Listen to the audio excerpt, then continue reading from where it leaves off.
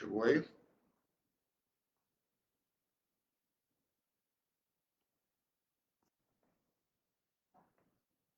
Hare Krishna, bom dia a todos, bem-vindos à nossa aula diária do Srimad Bhagavatam. Hoje nós vamos ler e discutir um pouco sobre o verso número 21 do capítulo 31 do terceiro canto do Srimad Bhagavatam, onde o Sr. Kapila instrui, sobre os movimentos das entidades vivas. Então, esse é um verso bem impactante e a gente vai falar um pouco sobre ele aqui, Antes, vamos cantar um pouco para todos nós podermos nos inspirarmos, nessa atividade de Krishna Katha. Namah Vishnu Padaya Krishna Prestaya Bhutale Srimate Bhaktivedanta Swami Iti Namine Namaste Sarasvati Devi Gauravani Pracharine Nirvishesha Sunyavadi Taskachade Sacharine Jaya Sri Krishna Chaitanya Prabhu Nityananda Advaita Gadada Srivasadi Gaura Bhakta Vrinda Hare Krishna Krishna Krishna Hare Hare Hare Rama Rama Rama Hare Hare Hare Krishna Krishna Krishna Hare Hare Hare Rama Rama Rama Hare Hare Hare Krishna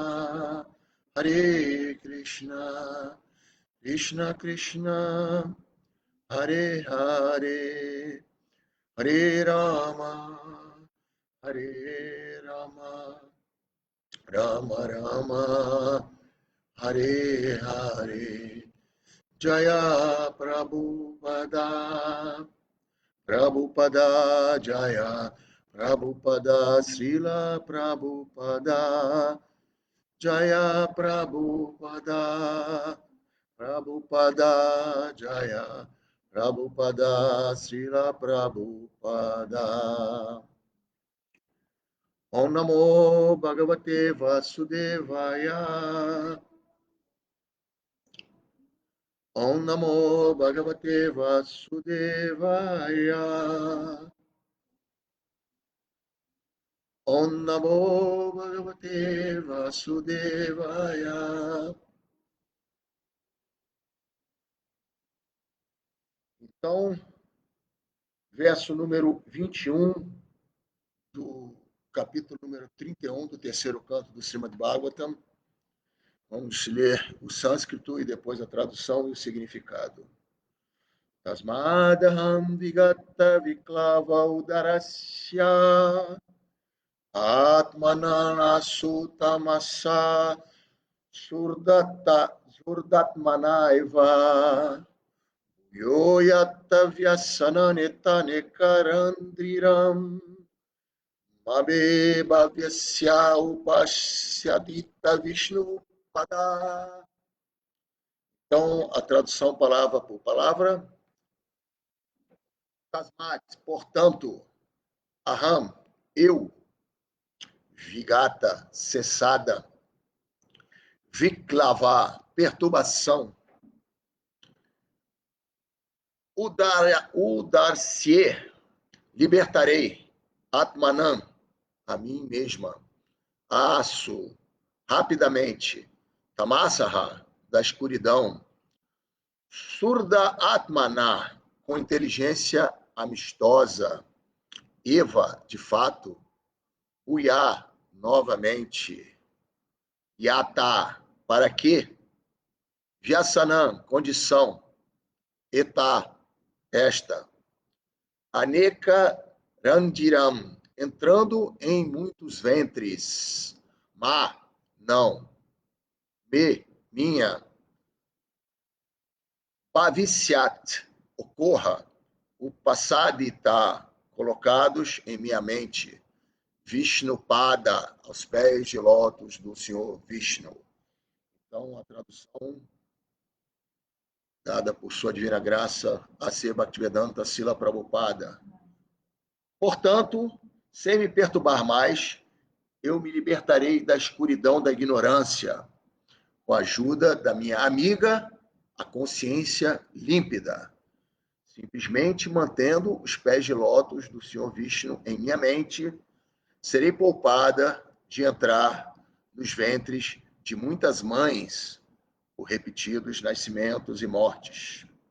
Significado: os sofrimentos da existência material começam desde o próprio dia em que a alma espiritual se abriga no óvulo da mãe e no esperma do pai.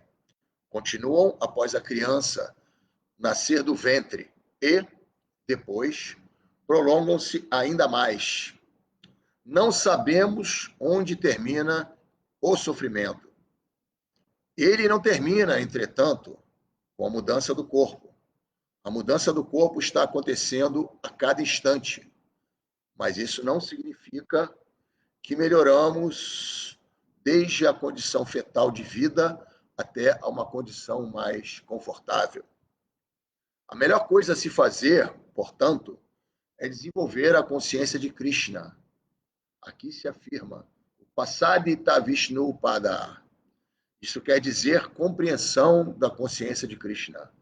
Quem for inteligente pela graça do Senhor e desenvolver a consciência de Krishna terá sucesso em sua vida, pois simplesmente mantendo-se em consciência de Krishna será poupado da repetição de nascimentos e mortes. A criança diz em oração que é melhor permanecer dentro do ventre de escuridão e absorver-se constantemente em consciência de Krishna do que sair e recair vítima da energia ilusória. A energia ilusória age tanto dentro quanto fora do abdômen, mas a estratégia é que devemos permanecer conscientes de Krishna, e então o efeito dessa condição horrível não poderá agir desfavoravelmente sobre nós. A Bhagavad Gita declara que a inteligência é nossa amiga, mas a mesma inteligência também pode ser nossa inimiga. Repete-se aqui a mesma ideia. Surdatmanaiva, inteligência amistosa. Absorção de inteligência no serviço pessoal a Krishna e plena consciência de Krishna são sempre o caminho da autorrealização e liberação. Sem nos perturbarmos desnecessariamente, se adotarmos o processo da consciência de Krishna mediante o constante cantar de Hare Krishna, Krishna Krishna, Hare Hare, Hare Rama, Rama Rama, Hare Hare, o ciclo de nascimentos e mortes poderá interromper-se para sempre. Dentro desse contexto, pode ser que alguém pergunte: como a criança pode estar plenamente consciente de Krishna dentro do ventre da mãe, sem ter nenhuma parafernália com a qual possa executar a consciência de Krishna? Não é necessário providenciar parafernália para adorar a suprema personalidade de Deus, Vishnu. A criança quer permanecer dentro do abdômen de sua mãe e, ao mesmo tempo, quer libertar-se das garras de Maya. Não é necessário arranjo material algum para cultivar a consciência de Krishna. Pode-se cultivar a consciência de Krishna em qualquer parte, contanto que se possa pensar sempre em Krishna. Pode-se cultivar a consciência de Krishna em qualquer parte, contanto que se possa pensar sempre em Krishna. Pode-se cantar o Mahamantra Hare Krishna, Krishna Krishna, Hare Hare, Hare Rama, Rama Rama, Hare Hare, mesmo dentro do abdômen da mãe. Podemos cantá-lo enquanto dormirmos, enquanto trabalhamos, aprisionados no ventre ou fora dele. Esta consciência de Krishna não pode ser impedida em nenhuma circunstância. A conclusão da oração da criança é que eu permaneça nesta condição, embora seja terrível. É melhor ficar aqui do que recair vítima de baia e ao sair deste lugar. Srila Prabhupada Ki Jai. Om Gyana Timiranda Syagana Jala Salakaya Jakshomita Janatas Mais Sri Gurave Namaha. Nasci na mais obscura ignorância e meu mestre espiritual abre meus olhos com a sorte do conhecimento. Ofereço-lhe minhas respeitosas reverências. Namah Vishnu Padaya Krishna Prastaya Bhutale Srimati Ridananda Goswami Iti Namine. Namaste Sarasvati Devi Gauravani Pracharini Nirvishesya Sunavari Maskachade Sacharine. Namah Vishnu Padaya Krishna Prastaya Bhutale Srimati Bhaktivedanta Swami Iti Namine. Namaste Sarasvati Devi Gauravani Pracharini Nirvishesya Sunavari Maskachade Sacharine. Panchakalpataru Vascha Kripa Sindhu Bhya Evacha Pachitanam Pavanebhyo Vaishnavebhyo Namo Namaha. Hare Krishna. Esse é um capítulo bem impactante, né? A gente leu aí em versos prévios quanto que eu trouxe aqui alguns destaques, por exemplo, no verso 9, né? É dito, se a criança é afortunada, ela pode se lembrar de todos os incômodos dos seus 100 nascimentos passados e se angustia desditosamente. No verso 11, né, é dito também que a entidade viva, nesta terrível condição de vida, atacada por 7 camadas de ingredientes materiais, ora de mãos postas, recorrendo ao Senhor que a colocou naquela condição. No verso 12 tem a oração, né, que a alma do ventre da mãe, ela fala, né? Refugio-me aos pés de lótus da suprema personalidade de Deus, que aparece em suas formas, várias formas eternas, e caminha sobre a superfície do mundo. Refugio-me unicamente nele, porque ele pode dar-me o alívio de todo temor, e dele recebi esta condição de vida que é precisamente adequada às minhas atividades impiedosas. E no verso anterior, que foi explicado por Mahaprabhu Kripa na aula de ontem, né? Portanto, meu senhor, embora eu esteja vivendo em uma condição terrível, não desejo sair do abdômen de minha mãe para cair novamente no poço escuro da vida materialista.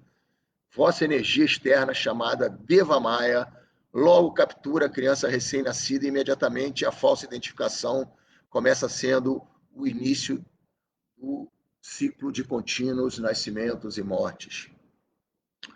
Então, a gente percebe que dentro do ventre, né, assim,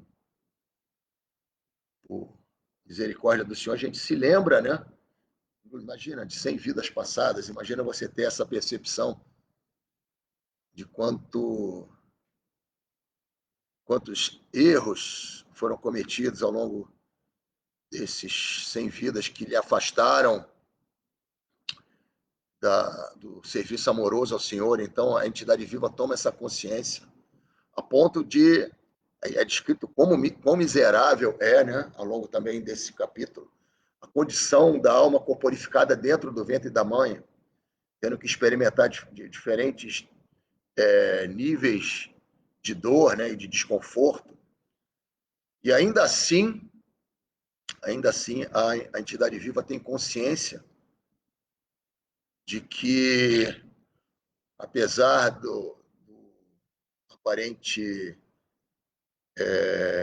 alívio que ela experimenta ao sair do útero da mãe, esse ato de entrar em contato com a natureza material fora do corpo da mãe imediatamente faz com que a energia ilusória atue sobre essa essa alma corporificada e ela acabe perdendo a consciência da sua verdadeira identidade.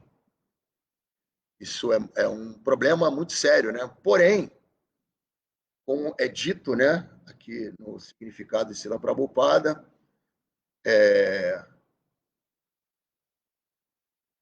ajuda da consciência límpida, né? Ele fala aqui, portanto, sem me perturbar mais, eu me libertarei da escuridão da ignorância com a ajuda da minha amiga, a consciência límpida, simplesmente mantendo-se aos pés de lótus do Senhor Vishnu em minha mente, serei poupada de entrar nos ventres de muitas mães para repetidos nascimentos e mortes.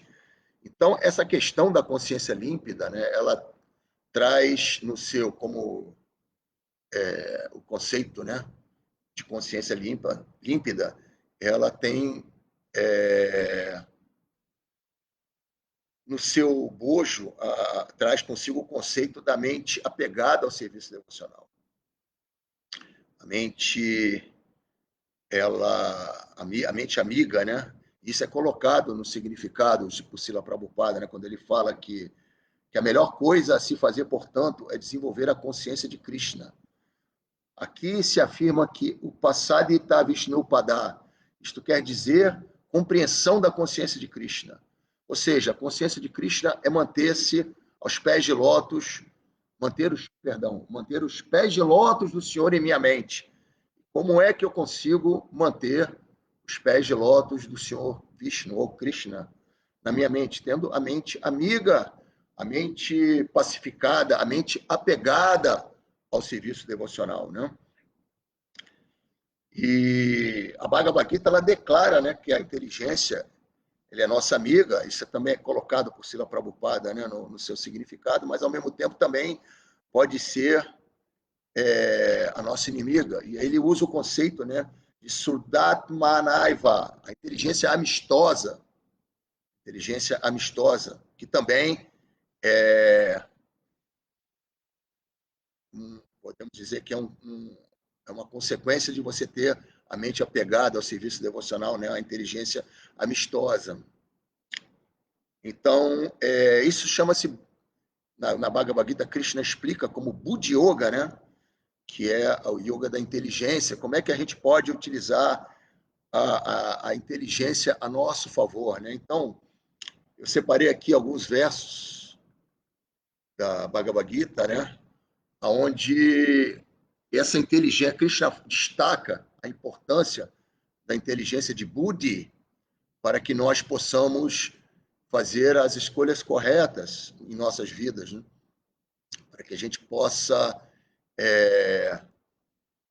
executar ações que nos aproximem de Deus e evitar aquelas ações que nos afastam de Deus, né? Então, o primeiro verso que eu selecionei aqui é um verso bem famoso, é o 3.43, onde Krishna afirma o seguinte, né? Assim, sabendo que é transcendental aos sentidos, a mente e a inteligência materiais, ó Arjuna de braços poderosos, a pessoa deve equilibrar a mente por meio de deliberada inteligência espiritual. E aí Prabhupada bota a consciência de Krishna, né? E assim, pela força espiritual, vencer este inimigo insaciável conhecido como luxúria. Então, é o inimigo que tudo devora, né? A luxúria, e os três inimigos que nos conduzem ao portão do inferno, a luxúria, a ira e a cobiça, como é descrito também na Bhagavad Gita. A questão é que, quando a gente está ainda na fase de sadhana bhakti, serviço devocional regulado, a gente ainda mantém alguns anartas, né, que vêm de ações nessa vida, em vidas passadas. E esses anartas, eles precisam ser devidamente controlados, né, para que a gente não possa cometer alguma besteira, né? Então, nessa fase inicial da vida espiritual, como aquela analogia da Bhagavad Gita, né? onde Krishna conduz Arjuna na quadriga. Então tem aquela analogia que os cavalos são os sentidos, a rédea é a mente, Krishna, que é o condutor da quadriga, seria a inteligência. A Arjuna nos representa, nós, almas espirituais, e a carruagem é o corpo material, né? Então é dito que nessa fase, onde nós ainda estamos desenvolvendo o nosso pleno apego a Krishna, é dito que a inteligência tem que preponderar sobre a mente, porque a mente ela está sempre propondo algo, né? E nem sempre esse algo proposto pela mente é algo que é favorável à nossa vida espiritual. Então, nessa etapa da vida devocional, a inteligência ela deve preponderar, né?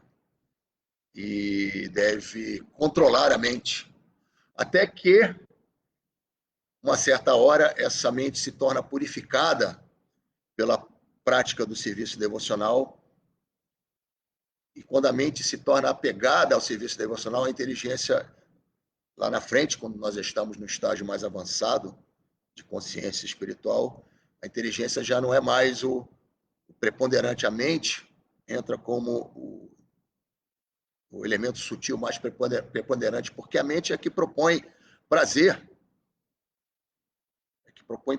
a nós. E quando essa mente está apegada ao serviço devocional, então a gente já está plenamente satisfeito. Nós já estamos num estágio em que o serviço devocional nutre todas as nossas necessidades em termos de desejo, né? Então é importante que essa inteligência espiritual ela deva ser preponderante nessa fase de serviço devocional, né? Meu mestre espiritual, Silatera Deva, ele tem uma frase muito legal. Ele diz que na luta contra o apego e a ilusão, nossa última linha de defesa é Budi, a inteligência. Então, indo exatamente ao encontro daquilo que eu acabei de falar, né? O apego e a ilusão são obstáculos da vida espiritual, né? Então, o apego na forma, como eu falei, de anartas, de sanskaras, né? Que ainda nos fazem optar por projetos que são projetos materiais que não necessariamente vão satisfazer a nossa alma espiritual, como servos eternos de Deus. Isso é um baita de um óbice, né? E a ilusão de estarmos identificados com esse corpo material, de estarmos identificados com quem nós somos, com a nossa qualificação, com a nossa posição dentro da sociedade. Isso também é um óbice que deve ser combatido com Budi, nossa última linha de defesa, como o meu mestre espiritual fala, né? Então, a gente precisa evitar que certas questões acabem nos atrapalhando, e eu, particularmente, eu tenho visto, e isso é uma opinião minha, que uma coisa que, entre os diversos praticantes, e olha que eu já há mais de 40 anos como devoto, né, praticante, e tendo convivido com muitos devotos, muitos estão aí ainda, outros entraram e saíram, nossa, uma quantidade enorme, e eu percebi, assim, né, que um ponto que prejudica muito é o ressentimento. O ressentimento vem da identificação com o corpo, né? O quem eu sou, essa ilusão de achar que nós somos isso. E esse ressentimento, ele é muito deletério até do ponto de vista material, né? É dito que uma pessoa que tem ressentimento, isso é como ácido no coração. Isso gera uma série de efeitos deletérios no organismo. É dito que esse sentimento de ressentimento, de raiva, né? Ressentimento, ela aumenta o nível de cortisol no seu corpo. Isso é Isso é ruim, prejudica sono, tem várias alterações no seu metabolismo, né? Isso é muito ruim e eu percebo que esse tipo de postura ela vem da nossa pouca capacidade de exercer o perdão, né? E a gente vê na literatura Vaishnava, né, quantos e quantos exemplos de perdão. Imagina o exemplo, por exemplo, de Asvatama, que foi capturado pelos Pandavas, né, e houve um julgamento, e Draupadi, que perdeu seus filhos pelo próprio Asvatama, ela exerceu o perdão, né? Ela houve um julgamento, uma espécie de julgamento, e estava dividido o fórum lá do julgamento, alguns a favor da pena de morte para Asvatama e outros para a manutenção da vida dele, né? E imagina, Draupadi, a mãe que perdeu os filhos assassinados pelo próprio Asvatama, foi quem votou, uma das pessoas que votou a favor de poupar a vida dele. Então, esse exercício do perdão, ele é muito importante. Se a gente realmente quer estar num estado mental que nos permita avançar em consciência de Krishna, né? Então, mais uma vez, a inteligência tem um papel fundamental para que a gente possa estar avançando, né? Então, seguindo aqui, eu selecionei mais alguns versos, o verso, por exemplo, o 18, 51 e 53, né? Que fala também sobre a inteligência. É dito aqui, né, que tendo uma inteligência que o purifica, controlando a mente com determinação. Então, inteligência que o purifica, controlando a mente com determinação. Então, a inteligência está agindo, né? Abandonando os objetos do gozo dos sentidos, estando livre do apego e do ódio. Olha aí, ó, o ódio aí, o ressentimento, a mágoa, né? Aquele que vive num lugar isolado, que come pouco, que controla seu corpo, mente e o poder de fala, está sempre em transe, que é desapegado, livre do falso ego, da falsa força, do falso orgulho, da luxúria, da ira, que deixou de aceitar as coisas materiais, está livre da falsa ideia de propriedade e é pacífico, este, com certeza, elevou-se à posição de autorrealização. E no significado, Prabhupada fala que isso é a característica do modo da bondade, todas esses atributos que foram narrados aí por Krishna, né, nesses versos, eles são característicos da pessoa no modo da bondade. Então, se nós realmente estamos sérios em querer voltar para o Senhor Supremo ainda nessa vida, a gente precisa se situar no modo da bondade. Então, a gente precisa praticar o perdão, a gente precisa praticar o desapego, a gente precisa praticar a humildade. Temos que estar seriamente trabalhando a nossa consciência nesta direção, né? Tem outros aqui, existem vários versos em que Krishna destaca Buddhi, né? Vamos lá. Verso 47 do capítulo 2, ele fala, né, que aqueles que estão neste caminho são resolutos e têm um só objetivo. Ó amado filho dos curos, perdão, a inteligência daqueles que são irresolutos tem muitas ramificações. Então, Prabhupada fala, né, que, que essa inteligência na qual você tem forte fé, que pela consciência de Krishna você vai alcançar a alta perfeição da vida, né? Ele fala isso, chama essa inteligência de Vyavasayatmika, né? Também diz no seu significado desse verso que essa pessoa é uma alma piedosa raramente encontrada. Então imagina quantas e quantas vidas nós estivemos nascendo e morrendo nesse mundo. Chegamos a essa raríssima oportunidade na forma humana de vida, né? Então, é dito que essa alma rara, né, ela sabe perfeitamente que Vasudeva, ou Krishna, é a raiz de todas as causas manifestas. Assim como quem rega a raiz da árvore automaticamente distribui água às folhas e galhos, Da mesma forma, quem age em consciência de Krishna pode prestar o maior serviço a todos, a saber, a si mesmo, à sociedade, ao país, à humanidade e etc. Se Krishna ficar satisfeito com ações de alguém, então todos ficarão satisfeitos. Olha o quão importante é isso, porque nós, enquanto almas espirituais, nós temos como a característica intrínseca servir.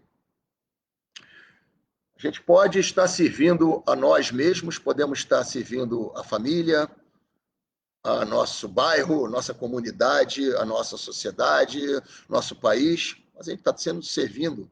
Mas aqui é dito também no Srimad Bhagavata que aquele que executa serviço devocional à Suprema Personalidade de Deus, ele já está pagando todas as suas dívidas, né? Porque a gente, quando nasce nesse mundo, né, a gente também nasce com dívidas, né? Com nossos pais, da mesma forma que a gente serve, a gente nasce com dívidas, né? Dívidas com nossos pais, com a cidade onde a gente nasce, o país onde a gente nasce, e por aí vai. E essas dívidas, elas são pagas totalmente, integralmente, pela prática do serviço devocional. Então, o serviço devocional faz com que nós estejamos transcendendo os três modos da natureza material, nos purificando e, ao mesmo tempo, quitando as nossas dívidas que nos prendem a esse mundo, né? É dito que o serviço devocional está além dos três modos da natureza material. Seguindo aqui mais um verso, né, no próprio capítulo 2, que é o verso 65, é dito que para alguém assim satisfeito na consciência de Krishna, as três classes de misérias da existência material deixam de existir. Nesta consciência jubilosa, a inteligência se torna resoluta. Então, nós temos, então, vocês sabem, as três classes de miséria, as classes de miséria da nossa mente, causadas pela nossa mente, adiátmica klesha, né? As misérias causadas por outras entidades vivas, a adibáltica klesha, e as misérias causadas por fenômenos naturais, a adiátmica klesha. Né? Então, nós estamos sujeitos a essas três classes de miséria, porém, quando a nossa inteligência está resoluta na consciência de Krishna, esses efeitos eles deixam de existir. Eu, outro dia, estava assistindo um vídeo de Radhanatha Swami contando sobre os últimos dias de Bhaktitirtha Swami. Esse vídeo foi muito emocionante, ele tem no YouTube e eu assim, recomendo a todos olharem porque é muito bonito, né? É um vídeo curto. Então, Bhaktitirtha Swami, ele estava nos seus últimos dias, ele teve câncer, né? E um câncer extremamente agressivo e que causava muita dor. Muita dor. E Radhanatha Swami costumava visitá-lo no hospital. Né? Então, ele conta nesse vídeo que eles costumavam falar sobre tópicos da consciência de Krishna. Só que nesse dia, enquanto Radhanatha Swami falava, ele percebeu que Bhaktisiddhanta Swami não estava conseguindo se concentrar naquilo que ele estava falando porque estava em intensa dor, intenso sofrimento, já com a perna amputada, bem na fase final da vida dele. E Radhanatha Swami simplesmente pegou na mão de Bhaktisiddhanta Swami, começou a cantar o Mahamantra Hare Krishna. E ele conta que ao começar a cantar o Mahamantra Hare Krishna, os olhos de Bhaktisiddhanta Swami se arregalaram e lágrimas começaram a cair dos seus olhos, né? Sair dos seus olhos. E ele falou uma coisa que é muito profunda, né? Ele falou assim: não há nada neste mundo que seja melhor do que isso. Não há nada nesse mundo que seja melhor do que isso. Eu sinto o amor de Krishna no meu coração e eu sei exatamente para onde eu vou. Então, esse é um exemplo de um Uttamadhikari, né, de um devoto que alcançou um estágio muito elevado de consciência espiritual, né? Então, indo ao encontro aqui do que Krishna fala nesse verso que eu acabei de ler, né? Ele não está nem um pouco abalado pelas dores do corpo, né? As misérias causadas pelo corpo. Ele transcendeu a isso. Ele está com a consciência jubilosa, porque a sua inteligência está completamente resoluta. Então, esse é o estágio que todos nós precisamos alcançar. Nós temos vários exemplos na nossa literatura, né? Como, por exemplo, a Haridas Thakura, o Namacharya, né? Ele foi acusado pelos muçulmanos de traição ao Corão e foi punido, né? Em diversas praças, chibatadas e surras que lhe infligiam dor. Em nenhum momento ele deixou de estar cantando atentamente e amorosamente o Mahamantra Hare Krishna. Então, eu acho que são exemplos que nós devemos assim parar para refletir sobre o quão importante é a gente perseguir esse estado de consciência. Outro verso que eu separei para vocês aqui, o verso 5:17, que diz o seguinte: quando a inteligência, a mente, a fé e o refúgio de alguém estão todos fixos no Supremo, então, através do conhecimento pleno, ele purifica-se por completo dos receios e, desse modo, prossegue resoluto no caminho da liberação. Mais uma vez, a inteligência atuando, né? E no significado, Prabhupada fala, né, que quem é consciente de Krishna pode compreender perfeitamente que existe a dualidade em Krishna. E munido desse conhecimento transcendental, ele pode fazer constante progresso no caminho da liberação. Temos aqui também o 7.17, que fala que destes, aquele que tem conhecimento pleno, está sempre ocupado em serviço devocional puro, é o melhor, pois eu lhe sou muito querido e ele é querido por mim. Isso é um verso que sucede as 4 tipos de pessoas que procuram o Senhor, procuram a espiritualidade, né? O aflito, aquele que está passando por necessidade, quer dinheiro, o curioso e aquele indagador filosófico, né? Então, o significado, né? O Prabhupada fala que dentro dessas 4 categorias, o inquisidor, né? Aquele que busca o conhecimento, o devoto que tem conhecimento pleno e ao mesmo tempo ocupa-se em serviço devocional, é, segundo o Senhor, o melhor.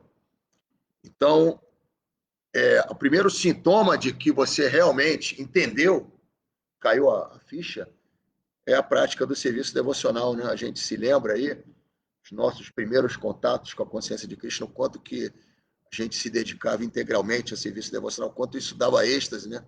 Quando Krishna dava aquele êxtase 0800 no início da nossa retomada da vida espiritual. Eu me lembro, nos meus primeiros dias, né? Eu ia diariamente ao templo e feliz lá, limpava o templo, descascava vegetal, assistia às aulas, tomava praçada. Então, usar a nossa inteligência é exatamente estar sempre praticando o serviço devocional. O famoso verso também que eu separei aqui, o 10.10, aqueles que estão constantemente devotados a me servir, eu dou a compreensão pela qual eles podem vir a mim. Então, o yoga é isso, gente, é ação e consciência de Krishna, né? Então, a compreensão, a inteligência que Krishna garante, né? Que aquele que está sempre servindo, sempre buscando, a inteligência vai fazer com que ele tome as decisões corretas na vida, né? A gente precisa, então, na nossa vida espiritual, então eu trago aqui para vocês, para finalizar, os 6 itens que são muito importantes, de acordo com o Rupa Goswami, né, no Padeshamrita, ele fala sobre esses 6 princípios, né, que fazem com que o nosso serviço devocional ele seja intensificado. Primeiro de todos é o entusiasmo, né? Utsaha. A gente tem que estar sempre colocando uma meta acima do nosso sadhana, né? A gente percebe ao longo de muitos anos de prática do serviço devocional que tem uma hora que você parece que fica satisfeito, né? Tipo, acomodado.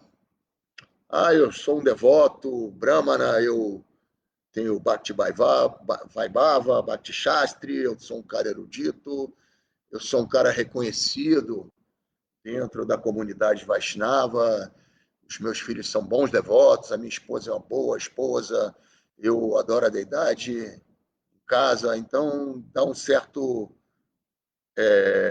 como eu vou lhe dizer, uma certa sensação de eu estou na zona de conforto, né? Então esse essa situação ela deve ser evitada. A gente tem que estar sempre nos desafiando na consciência de Krishna a fazer mais, né? Então esse utsaha, essa energia, essa motivação, ela é necessária para que a gente siga avançando espiritualmente, né?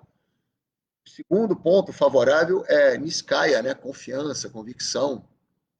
A gente tem que ter fé, né? A gente estava até discutindo ontem na palestra que Damvantari Swami deu no templo, né?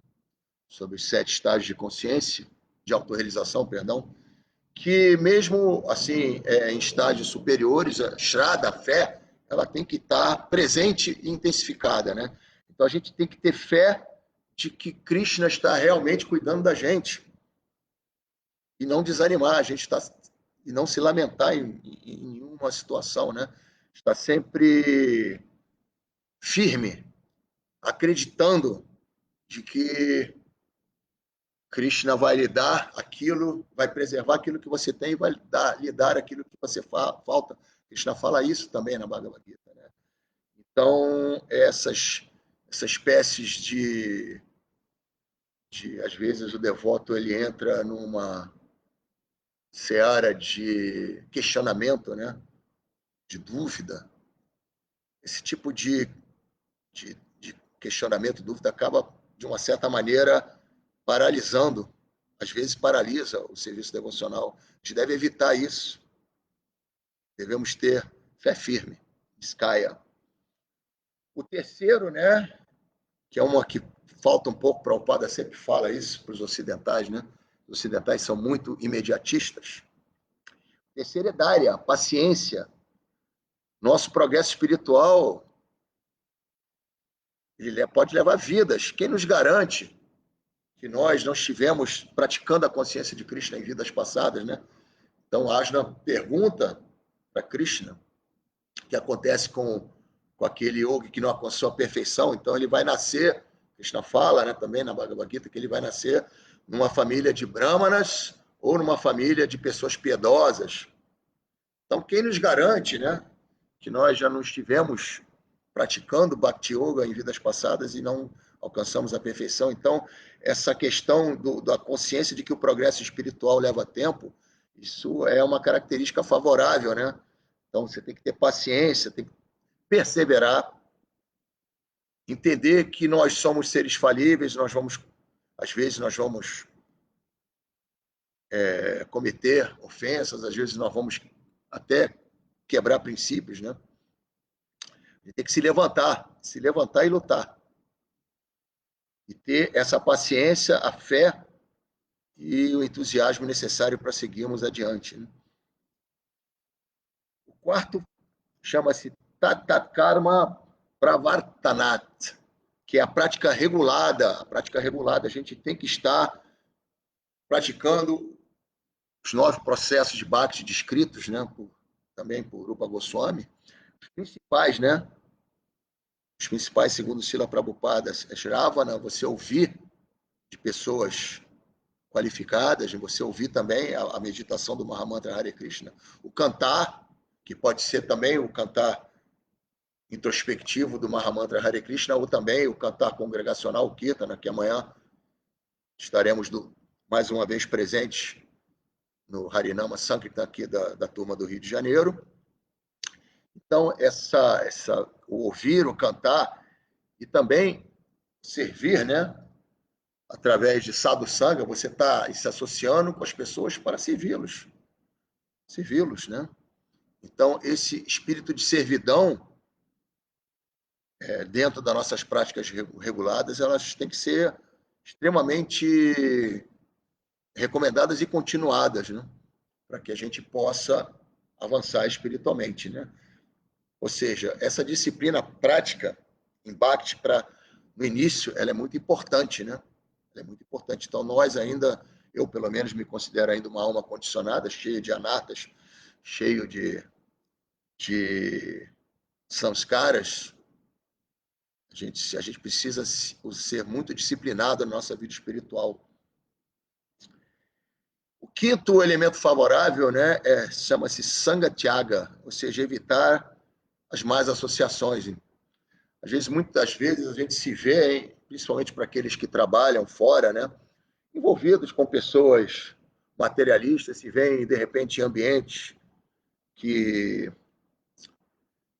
não são ambientes favoráveis, de pessoas materialistas com assuntos mundanos, né?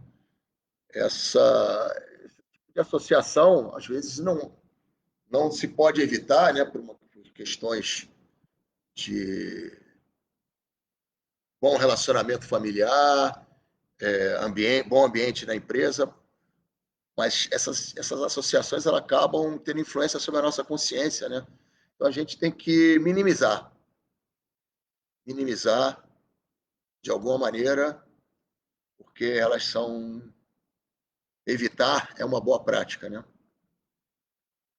E a última, para a gente encerrar aqui a palestra, né? Satovriti, seguir o comportamento dos devotos, né? Que é adotar esses devotos como nosso referencial, seguir o exemplo dos acharyas, né? Como Srila Prabhupada, tentar, de uma certa maneira, e dentro das nossas limitações, né? Estarmos seguindo as instruções e o exemplo desses grandes acharyas, também é um item extremamente favorável à vida espiritual. Então, voltando aqui ao significado, à tradução, perdão, do verso, né? Portanto, sem me perturbar mais, eu me libertarei da escuridão da ignorância com a ajuda de minha amiga consciência límpida. Simplesmente mantendo os pés de lótus do Senhor Vishnu em minha mente, serei poupada de entrar nos ventres de muitas mães para repetidos nascimentos e mortes. A consciência límpida, ela tem a sua fundação na, na inteligência amiga, né, e na mente amiga. Então, como eu expliquei, a inteligência vai nos nossos, enquanto nós estamos ainda no processo de purificação, a Nata Niviti, né, ela vai ter papel preponderante, refreando a mente. Opa, peraí, isso aqui não está legal, não. Não vou nesse lugar, esse lugar não ganho nada indo nesse lugar. Não, peraí, vamos evitar esse tipo de situação. Então, a inteligência agindo, né? E lá na frente, no momento em que a nossa mente estiver devidamente apegada ao serviço devocional, a mente, né, amiga, vai fazer com que a gente esteja integralmente dedicado ao serviço devocional. 24 horas por dia. Essa é a perfeição da vida, né? E com certeza aquele que alcançar esse estágio de estar 24 horas por dia praticando o serviço devocional e se lembrando do Senhor Supremo, na hora da morte, a sua consciência vai estar focada na Suprema Personalidade de Deus e, com certeza, essa pessoa retornará ao Supremo, né, e evitará, né, como diz aqui na oração, né, será poupada de entrar nos ventres de muitas mães para repetidos nascimentos e mortes. É isso. Muito obrigado aí por todos. Vamos ver aqui se existe algum comentário ou alguma dúvida. Deixa eu subir aqui um pouco, só um minuto.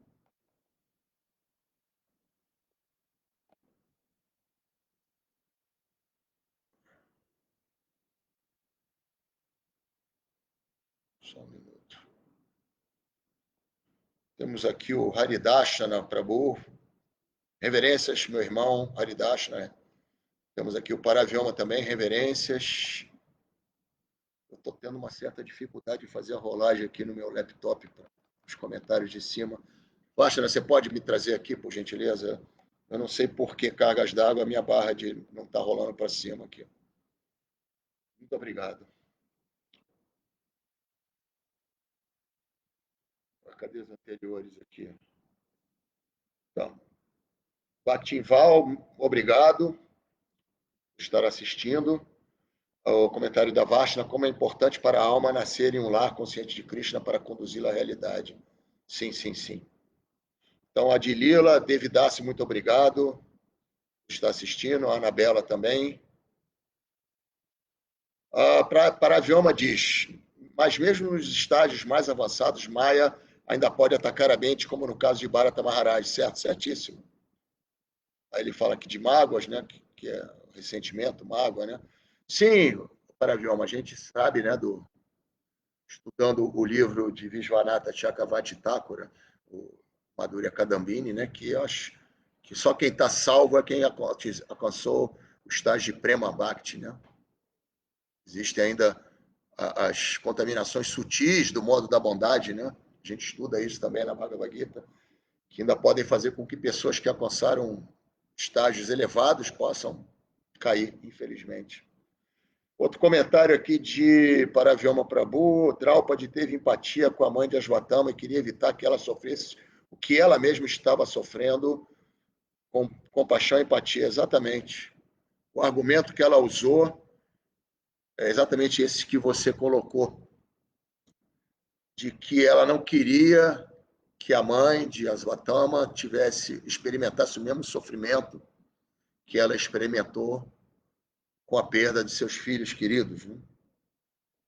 Outro comentário da Vashana. Somos partes integrantes de Krishna. Se ele estiver satisfeito, automaticamente estaremos satisfeitos. Sim, isso é um sintoma, né? Um sintoma. Se você está experimentando algum nível de tristeza, de melancolia, de lamentação, pode ter certeza de que alguma coisa está errada, né? Porque o devoto avançado, ele é feliz, ele está plenamente satisfeito, né? Porque, como a Vashna falou aqui, Krishna está satisfeito, a gente também está satisfeito. Aí tem Marcelo, faz uma pergunta. Como resolver as mágoas e ressentimentos, como se perdoar? Assim, Marcelo, é difícil, né? As palavras são fáceis, a prática é complicada, mas essa é uma característica de um Vaishnava, né? A equanimidade é muito importante, né? A renúncia e a equanimidade são características do modo da bondade.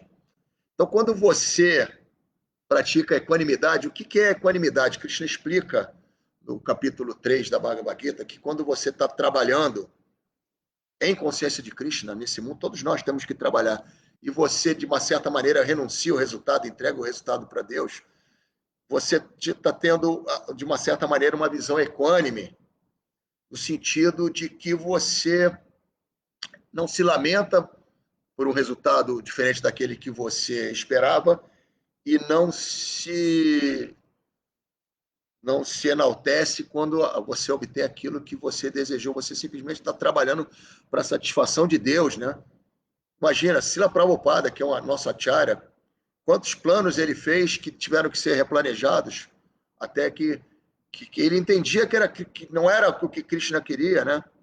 De uma certa maneira. Então, quando você tem essa mentalidade de entender que você precisa se desapegar dos frutos do teu trabalho, e ao mesmo tempo essa equanimidade ela se estende, como é dito no verso da Bhagavad Gita, né, em que uma pessoa sábia, um Dhira, né, ele vê como iguais um brahmana, uma vaca, um cachorro, um comedor de cachorro. Quando você tem essa visão equânime, quando você entende que você é uma alma espiritual, né, fica mais fácil de você evitar esse tipo de ressentimento, porque o ressentimento Se você for analisar mágoa, ressentimento, qual é a raiz, qual é a causa raiz de uma mágoa? Qual é a causa raiz de um ressentimento? É algum tipo de identificação sua com algo, seja com a sua posição dentro de uma empresa, né? Vamos pegar um exemplo prático. Você ficou magoado com um colega de trabalho porque ele criticou uma apresentação que você fez dentro do seu departamento, da sua gerência.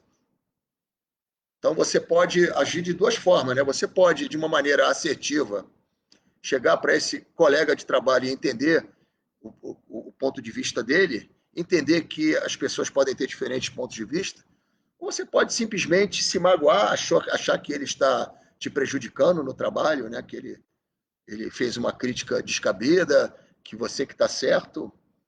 E isso vai criar um ressentimento, uma mágoa dentro de você, que o maior prejudicado é você, cara. Existem várias outros exemplos. Imagina, hoje em dia, Vaishnavas estão nutrindo ressentimento por questões políticas. Olha que ponto nós chegamos. Olha que ponto nós chegamos. Existem devotos que deixaram de se falar por visões políticas diferentes. Olha como é difícil, né?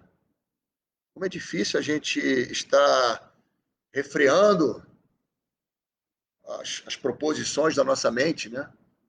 Na realidade, quem está ressentido é a nossa mente. A nossa alma, ela é satitananda, ela é eterna, plena de conhecimento e bem-aventurança. Agora, a nossa mente, ela, ela nos propõe esse tipo de situação, de ressentimento, de mágoa, né? Então, como resolver? Respondendo a sua pergunta, praticando Bhakti Yoga, praticando, e sempre que algo de ruim acontecer, esse sentimento ruim vier no seu coração, praticar o perdão.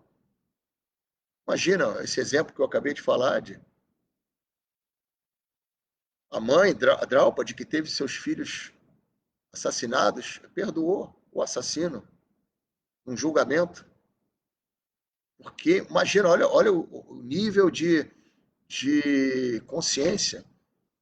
Ela aceita o sofrimento, mas ela não quer que o sofrimento dela seja experimentado por uma outra entidade viva. É muito nobre, né? Então, Bhakti Yoga vai te elevar a uma posição na qual você pode lidar com essas mágoas e ressentimentos de uma maneira mais inteligente, porque isso é certo.